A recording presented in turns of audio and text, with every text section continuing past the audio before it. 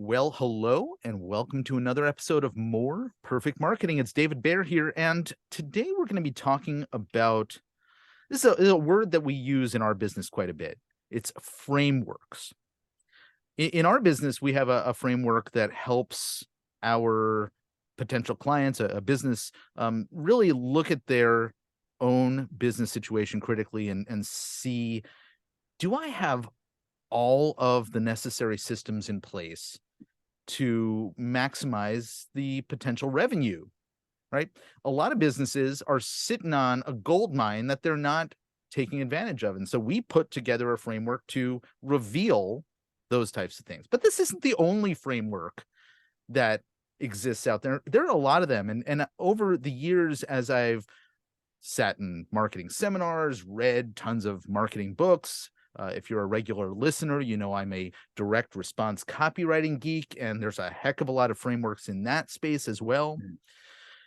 Frameworks are really just an entry point into a deeper dive of a situation. And to help us really explore one particular framework is today's guest. It's Brian Forrester, who is joining us from Virginia today.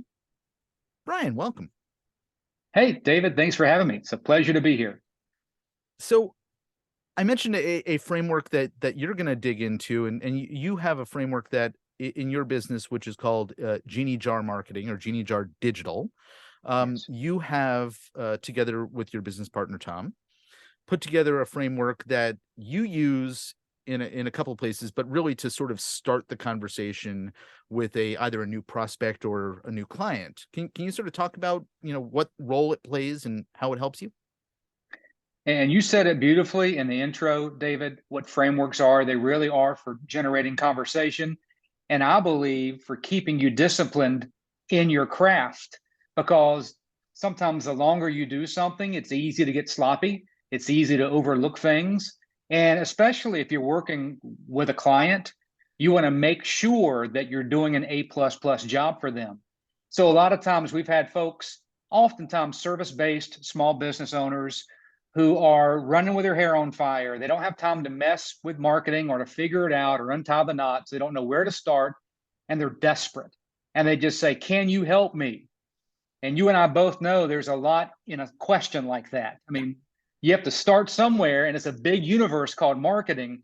So a framework, I believe, is just really a tool to simplify language, to simplify strategy, to cut through all the clutter so that there is a plan that is very clearly defined from beginning to end. And that's what we start with. That's what we lead with whenever we meet with new clients. And so, do you use this in selling as well, or is it really just sort of where you start the conversation once you're working with somebody? And We and use it and everywhere, David. yeah, and here's why I ask, and then I Mhm. want to talk about, how you use it before somebody becomes a client, because I think to a certain extent, and this is true whether you're in the marketing business, you're in any service business, where there's intellectual property, there is um, a an education involved in starting that client off in the right direction. Right? You said people come to you and ask a question that could mean so many different things. But if, as a business, we don't necessarily grab their attention and direct that question into a place that we know we can help them, we may be going down a wrong path. And I mentioned before we hit record, a lot of marketing agencies, and ours, when we had one, was very much like this. We would say yes to anybody who needed our help because we were general marketers. We understood marketing principles, and even if they came to us, we were not around during the age of TikTok, but a lot of people are asking about, hey, can you come and help me go viral on TikTok? Right? Can you help me go viral is one of the most common questions that marketers get asked today. Well, we didn't know how to, go viral, but we could figure it out. And so we would always say yes, right? But maybe that wasn't necessarily what a business needed, and it wasn't our area of specialty. And so understanding how to use frameworks in the sales conversation as well is something I'm very curious about because it helps direct the conversation in the right direction. Yes. And David, I would pay good money to see you do a dance routine on TikTok, just saying. But regardless, I I've never digress. downloaded the app. I've never seen a video from TikTok, so I have no idea what you're referring to. You could be a natural. Really, this framework, we use it in two key ways. It's almost like two sides of a coin. That first piece is the educational. I think I've mentioned to you before, we do teach sometimes in the college level with entrepreneurs coming in through different programs, and they really are a blank page. Some of them don't even know key terms like when you say call to action, that's like Greek to them, or a landing page. They're thinking NASA. They don't know what landing page means. So part of it is, okay, let's get this language together, a framework that puts us all on the same page. Now, after we go through the framework and you see the light bulb come on over their head, the aha moments, then for those who raise their hand, so to speak, and say, you know what, my business needs more specific messaging and strategy on my website, or we need some type of optimization for an online ad, or we need an email campaign, then we direct them right back to the educational part again to say, okay, this is how we're going to walk through this framework. And the first step for us in the sales process is what we call the grow your business game plan, which is basically us really grabbing questions from these clients that we have, good gracious, we have tried to hone these questions for many, many years, and we're still adding to them and tweaking them. And those answers, if they fully give us some great answers, we plug them into each one of these parts of the framework, and then we deliver back to them a game plan that is truly eye-opening. And sometimes they don't even realize they've had all this stuff in their head, but when you actually put it into an orderly system, it's shocking to them. Now they can see it instead of it just running around in their head from one side to the other. And often that's when the greatest stories, the greatest messaging, the greatest strategies become crystal clear. So it's educational. And then for the sales process, through the strategy, before we begin any client or project work, that's how we use this framework. All right, we've been talking around the framework a bit, and I appreciate that that you're using it in both places. And so thank you for sort of giving a little bit more detail there about, what one of the things that I think is really, really helpful when you're out there selling is to reveal to people a lot of the things that they're missing. And so when you talk about something, you just ask them a question like, what are you doing in this area? And they realize, oh, that's a really good point. I ought to be doing something there, but I'm not. Right. Well, then you've just won some points for bringing it to their attention. And now you have a reason to continue the conversation about perhaps what you can help them, do around that particular area. So I want to dig into the framework that you and Tom have developed. You guys call it the skeletal marketing framework. Is that right? That's right. Okay. So tell us about it. Yeah. And again, a framework, a lot of people use different frameworks, as you referenced earlier. It's like everybody has a different pair of shoes, but you've got to find the one that's comfortable for you and the one that most represents you. So this is our language. This really helps us to really get focused. So let me just run through the 10 steps of our framework. And as most frameworks, they work this way. We look at it like a chain link fence. All parts connect together. They're not meant to exist separate from each other, almost like putting Legos together. So each one of these has to connect to the next one. And what we have found with most entrepreneurs, hey, we've made the same mistake, is that they might do 1, 2, 3, or 4 of these really well, but then they have massive black holes in other areas, which diminishes the work that they've done in the other areas. Yeah. So if we can hit all of these areas, the better. The first, and some of these will make sense immediately to your listeners. Others, it might be a little bit different language. We can dive in if needed. Sure. But the first, we always believe starting with that, the puzzle of the target audience. And I know that target audience or the avatar, that's often the most discussed thing in marketing. It's often the most confused, I think, for a lot of people, and how to determine who that target market is. So that's the first thing we start with, making sure they understand that. Secondly, we move to what we call the slam dunk message. making sure that the nucleus of all their messaging is tight. It tells a story. It leads people to a certain set of actions. Number three, we call it the brand personality. What's the personality of your brand? Let's make sure that your message filters through that. Number four is this is my favorite one to say, the clutter buster. And that's basically, how does your business bust through the clutter of sameness? What makes you different? What makes you stick out? Number five is the principle of going fishing, knowing which ponds to fish in to find the most fish that will be interested in your product or service.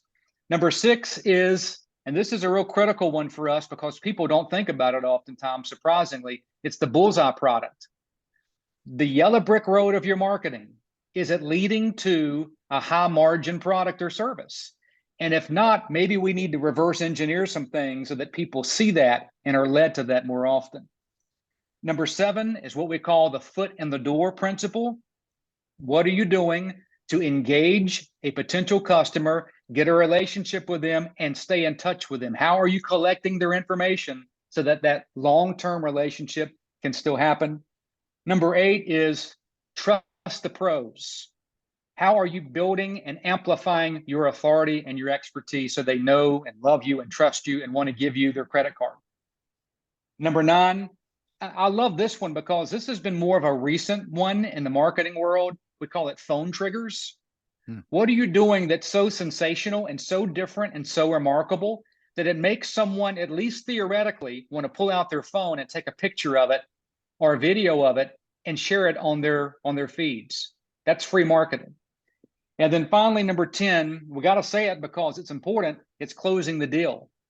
When you get someone right there to that last part, right before the end zone, what are you doing strategically to close the deal? And let's face it, sometimes we can do all this other wonderful, creative, beautifully, but then we fumble how to close the sale properly.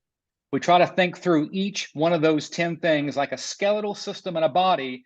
Without it, it's just going to fall apart. I love, by the way, first, because we're both marketers, that there's a lot of overlap in the things that you address and the things that we address, but you're emphasizing certain things in a different way, a different angle than we do in our framework. But I want to, I should hasten to add, by the way, before I say any more, for anybody who's sitting there listening and trying to furiously write all of that down that you just went through, stop it, because we're going to tell you where you can download a copy of this entire list with some more detail around it before we wrap up this conversation.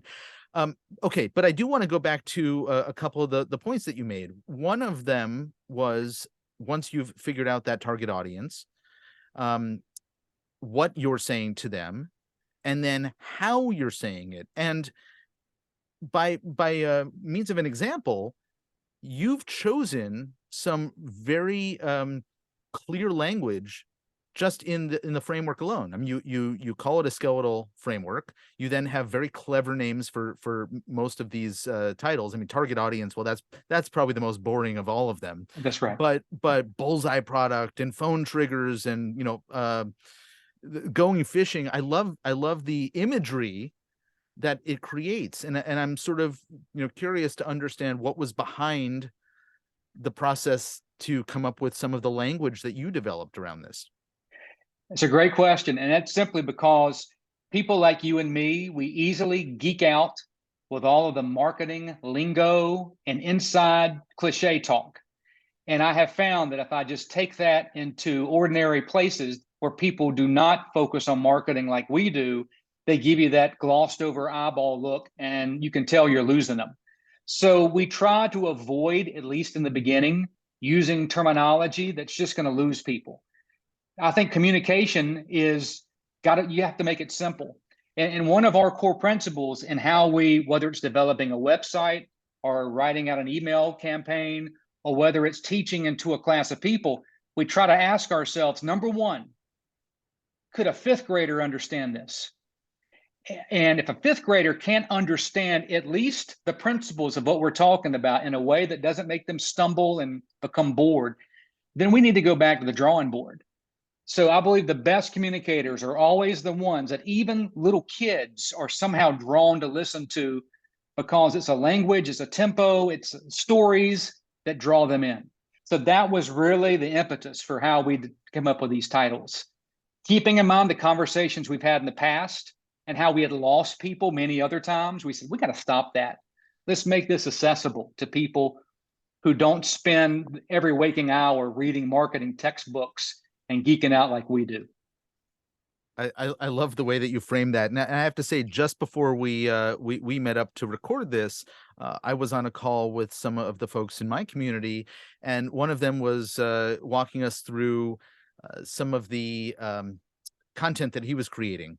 And I looked at it and I said, this is really, really interesting stuff, but it's super confusing. And then I passed him through Zoom a link to a tool that I'm sure you're familiar with, and hopefully our listeners have heard about this. And if you haven't, go use it, called Hemingway app. Now, Hemingway Yes. app helps identify all of those places where maybe you're getting a little bit too sophisticated and complicated in your writing, so that you can actually dial it back and simplify it. It takes out the clunkiness, and it Yes. gets us back to subject verb. Sometimes we put a lot of adverbs and a lot of adjectives in there, and that can really cause people to get lost in the woods. So yes, whether it's writing, whether it's speaking, whether it's educating, whether it's in the sales process, keeping it super simple is the key for us.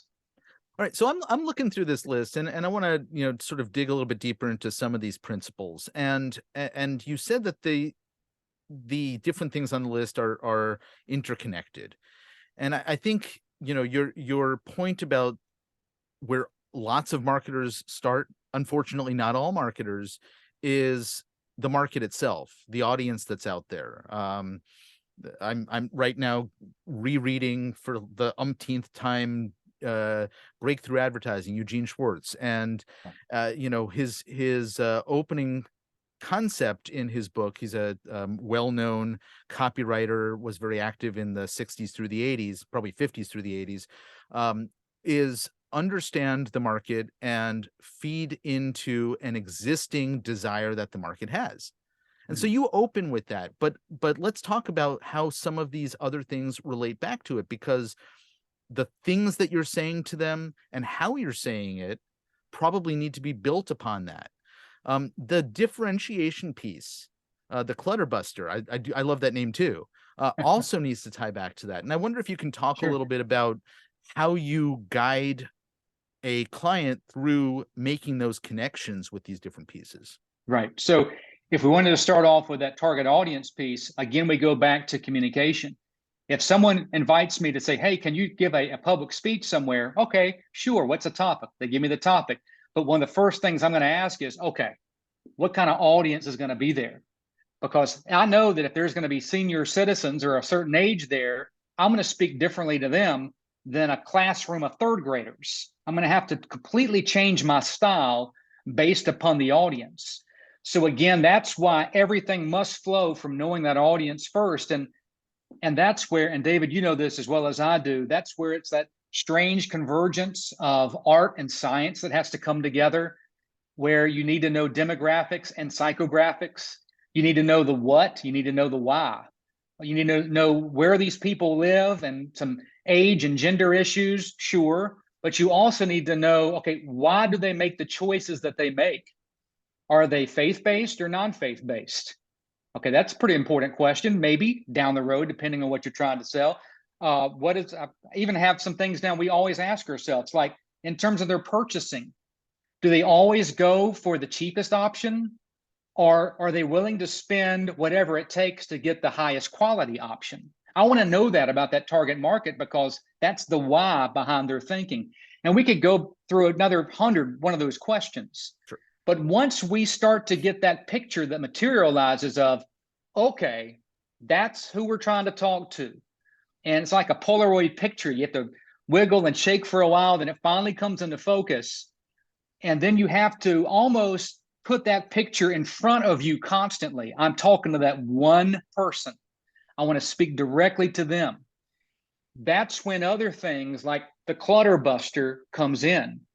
The clutter buster really came from the principle that we have found that most businesses, especially when they face a lot of competitors in their area, they all do the weirdest thing. They start to talk like each other, even in their marketing. They all sound the same. It's like vanilla ice cream. We live in a world of vanilla ice cream and no other flavors. It's almost like people are afraid to say something different because it might rock the boat or not sound professional or whatever the reasoning is. So that clutter buster is really where we push people to say, okay, we know you like vanilla ice cream, great. And the guy down the street likes it too. But how can you be that strawberry ice cream with gummy bears and whipped cream? How can you be different and stand out?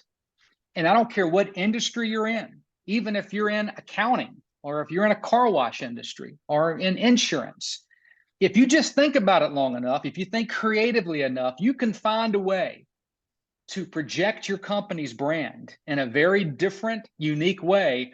But it does take that intentionality to do so. And that comes back to thinking, okay, that target audience, what's going to really resonate with them? Is that target audience, are they going to say, wow, that strawberry ice cream sounds a lot better than that vanilla ice cream? And then for each one of these outside of just the clutter buster, that's how they all tie in and stay connected. It always goes back to the target and to your message, and then to all the other unfolding pieces of the framework after that. No, I'm going to guess, just like every other marketer I've ever met, that you have had at least one and probably hundreds of experiences with business owners who struggle with the dialing in their audience. Oh, yes. So I struggle with that sometimes, David. so, There's this yeah, pull to constantly be broad when we know the most effectiveness is to be small. It's almost like the difference between the telescope and a microscope. We want to be telescopes to see the whole galaxy. We're for everybody, when really we got to have the microscope and really dial in. It's a hard discipline to teach and to practice sometimes. so I'm curious, can you easily find ways to do the clutter buster, positioning, for example, or the messaging when you're dealing with a broader audience? I believe it can happen no matter what type of, let's say that currently it's a broad audience, but you Okay. want to go into more of a niche audience. You know, a classic example of this is when I was growing up, the putt putt, obviously that was a big fun night whenever we'd go putt putting, maybe on beach vacations, you name it. And every putt putt place back in those days looked exactly the same. It was, here's your putter, here's your little purple golf ball. Now go over there where the green carpet is and have fun for the next 2 hours. And they all looked exactly the same. Mm-hmm. So if I was a putt putt owner, I wouldn't have known how to differentiate myself from the putt putt guy down the road, because it's the same experience. It looks exactly the same, almost. And then somewhere along the way, somebody got the crazy idea, like we have here in my hometown, of doing Pirate Cove putt putt golf, which is still the same principle. It's still carpet and a putt putter and a putting ball. But now you go there and there's waterfalls and there's caves and there's parrots and there's pirates and there's noises and sounds and craziness. Same product, but it's just busting through the clutter by doing something different to reach a crowd that's wanting something different. Today, now I've got, my kids are older, in the upper teens and 20s, but they love to go play, and they always will choose that pirate place more than any other place because they do something a little bit different that makes them stick out from the crowd. To me, that's a great example of taking a broad-based industry and really making it narrow and reaching a group of people that are passionate about what you do with a little creativity. That's all it takes.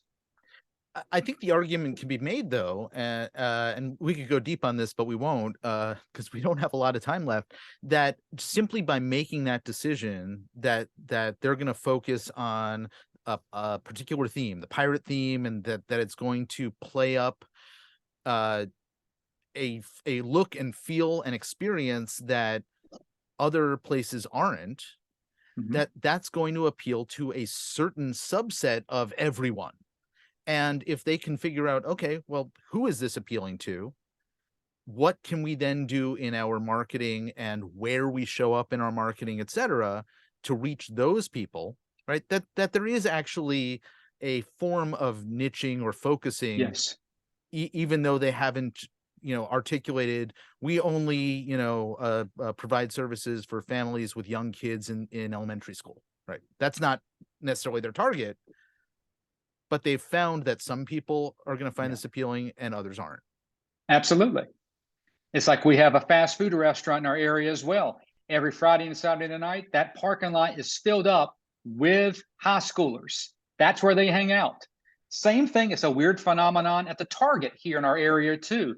These kids meet up at a Target, not to buy anything, but just to meet up, almost like what we used to do back in the day in the 70s and 80s with malls, back when they still existed. I guess they're still around somewhere.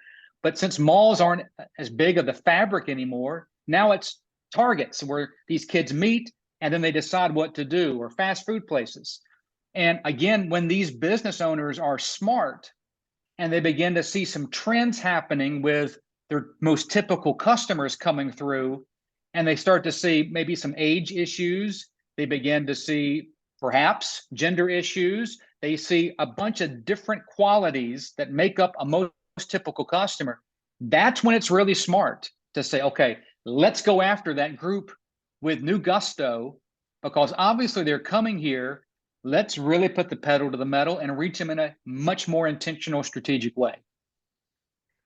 I want to touch on one other thing on this list before we run out of time here, and it's one that also is pretty loaded, but it's one that I don't see on a lot of marketers' frameworks, and it's, I don't know if you can guess what it is. Do you want to Is it? guess? I'm, Give it I'm an guessing attempt. phone trigger. Actually, it's the bullseye product, A bullseye and product. Yeah. you speak about it on the PDF that we're gonna let people know how they can get a hold of in a specific way. You say, what is my most profitable product or service? And I think that's an area that more marketers, by the way, ought to get into, asking a question like that. So good for you. But also you're again tying it back to that audience, tying it back to what you're trying to help the business accomplish, which isn't always get new leads, but it might be something else like be sustainable, stay in business, make more Right. money, That's all a of new those other thought. things that businesses want. And so I wonder if you can just speak to that a little bit as well. And that's why, David, we have bullseye product right in the middle of this whole deal, because we know we've got to warm up to this. And for us, we don't want to even begin to work on any standalone projects until we know the answer to that question. What is the most profitable product? And it's really surprising sometimes when we ask entrepreneurs that question and there's a pause, like they have to think about it and scratch their head. And if we're at that point, and if you want to spend thousands of dollars marketing, but yet you can't quickly answer what your most profitable product is, then you might want to just hit the brakes on marketing for a second and recalibrate. So, I've often heard that McDonald's, the most profitable product that they have on their menu is not the McDouble or the quarter pounder or whatever that is. They say that their most profitable products are French fries and drinks. Mm-hmm. And that's why you see French fries and drinks at McDonald's always pushed hard. Their value meals, their menus, it's always a big deal. Somebody knows what they're doing at McDonald's, because that's where they make a ton of money on stuff that we don't think about oftentimes. So when we begin to figure out, okay, this is a company's most profitable product, we must then reverse engineer our message. And let's go back to that target audience. And how do we build that yellow brick road that leads them through the story, through the hook, through the offer, through the call to actions, to the pricing tiers, so that they see front and center that this is what they need that will solve their problem, but it's also a win-win for us because it's profitable. And as you just simply said, we cannot stay in business if we do not have margin. We cannot change the world with our passion and our mission if there is no margin involved at some point in this whole purpose and this whole plan of ours. So I believe that needs to be front and center. People shouldn't have to hunt and peck and search for it. Put it up front, put it on your homepage, make it so blatant that no one can miss it. Even though they might not know that's your most profitable product, you do. And that needs to be sitting there with a spotlight right on it. That's brilliant. And I'm looking through this list, and I don't see anything on here that doesn't have the same importance and potential impact as what the two that we dug into a little bit deeper there. And I want to let folks know where they can get a hold of this list, which I think is a great teaser for folks who then see the value of what you do and might want to engage you for your grow your business game plan as well. Yes. So where can we send folks to get a copy of the skeletal marketing framework? Okay, thanks for asking. It's go to our website, www.geniejarmarketing.com/podcast. And you'll find 3 different things there that you can choose from. The first, the very top of the page, you can download this one-page marketing plan and you can see it right there. Everything's filled in. It has some icons, some imagery with it, so it hopefully makes it a little bit easier to understand. Secondly, we have another free download called 30 Days of Marketing Mojo. This is a book that's really surprised us with how people have received it. They've been going crazy about it. Lots, just loaded with stories about key principles. And again, small business owners, they appreciate when they don't have to read something as thick as War and Peace. They can just kind of dive into this. We call it great bathroom reading. It's perfect. Or if you're traveling, boom, there you go. And you can even take it into daily sessions. And then, even more on a personal note, if someone wants to dive into more of narrative, copywriting, that type of thing, I love writing novels as well. And I've got a young adult novel out. You can download and look at the first 3 chapters of that. It's called The Jungle Within. It's also on Amazon. So a lot of times I have found that marketers, that creativity often comes out in other forms as well, whether it be art, whether it be writing, or whether it be, crafts in some way. That tends to be my hobby based upon that creativity type of thing. Excellent. Well, I've just filled out the form to get a copy of the 30 Days of Marketing Mojo, and I'll be sure to check out your fiction work as well. So we got three for the price of one. Folks can head on over to geniejarmarketing.com/podcast, and we'll make sure to leave that link in the show notes as well. Brian Forrester, thank you so very much for hanging out with me and chatting. Hey, my joy, David. I'll be looking for your TikTok pretty soon. So I'll be looking for some good content. No guarantees on that front, but folks, if you'd like to see that, please, by all means, do let me know, and I probably won't come through. But if you know somebody who could benefit from listening to the conversation you've just heard, certainly would appreciate if you share it with them. And feedback is always appreciated as well. So if you have a nice thing to say about us, we'd love to hear that on Apple Podcasts as well. Brian, thanks so much for hanging out. And folks, thank you for listening. We'll see you back here on another episode of More Perfect Marketing soon. Take care.